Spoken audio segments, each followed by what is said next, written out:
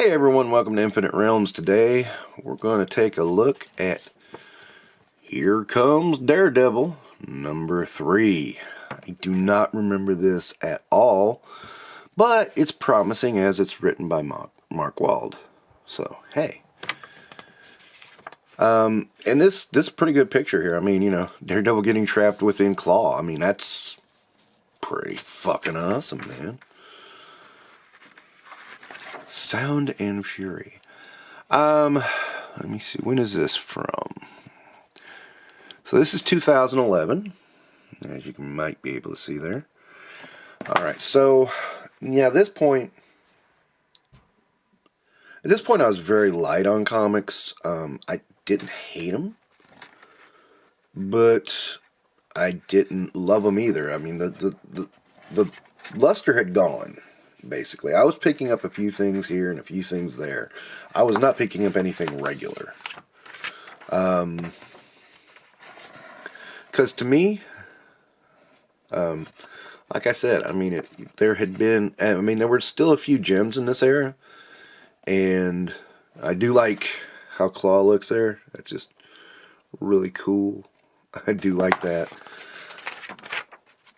Claw is an interesting villain in the right circumstances. I mean, the thing is, most people don't know how to handle him.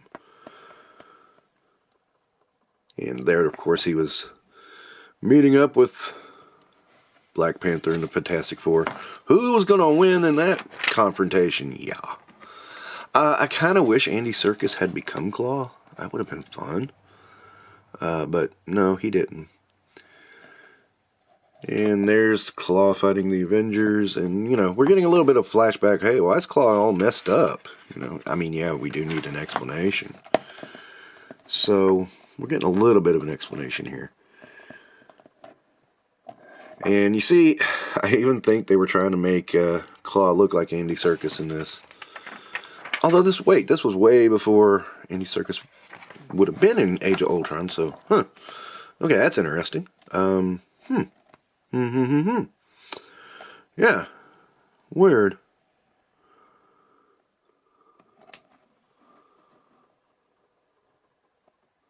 Something with a sacrificial core of flesh and blood. Oh, noes. And, yeah, I love Daredevil. Daredevil's one of my favorites, but God, Daredevil, they put him through so much stuff. This is when he was still cool in my mind. So, yeah. And you see, like, right there, that to me is Daredevil. That screams Daredevil to me.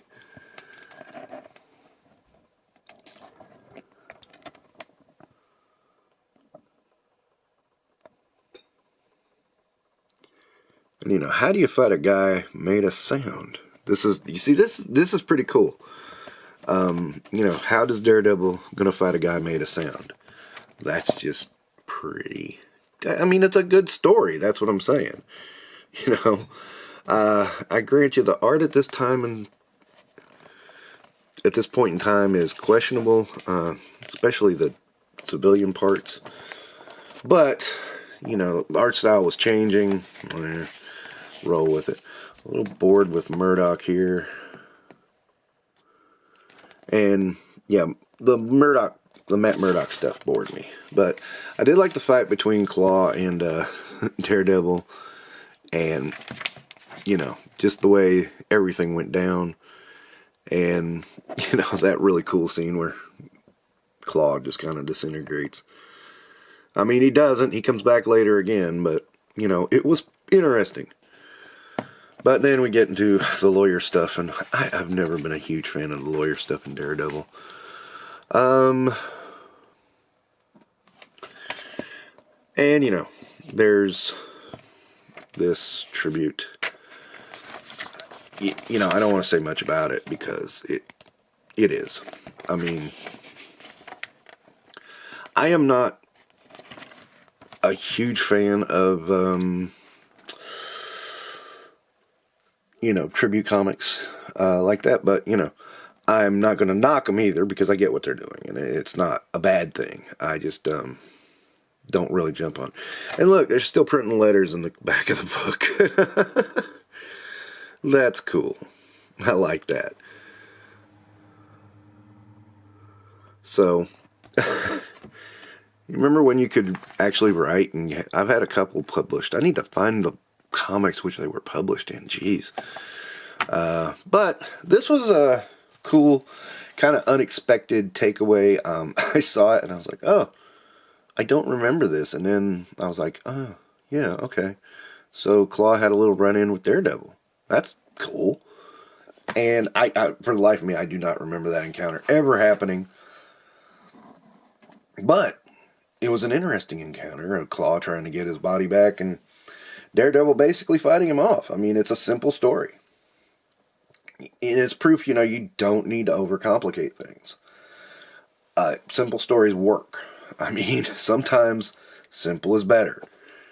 And I do enjoy a simple story. And it's a one-issue story. I mean, there's some stuff there to get you to hold on to the next issue with the Matt Murdock lawyer stuff, which generally does bore me.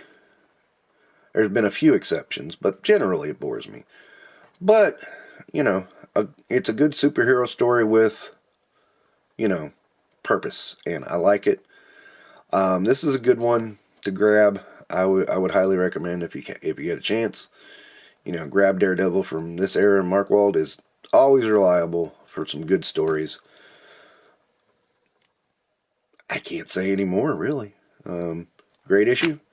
That'll wrap up Tales from the Longbox for this week. Don't forget to like and subscribe.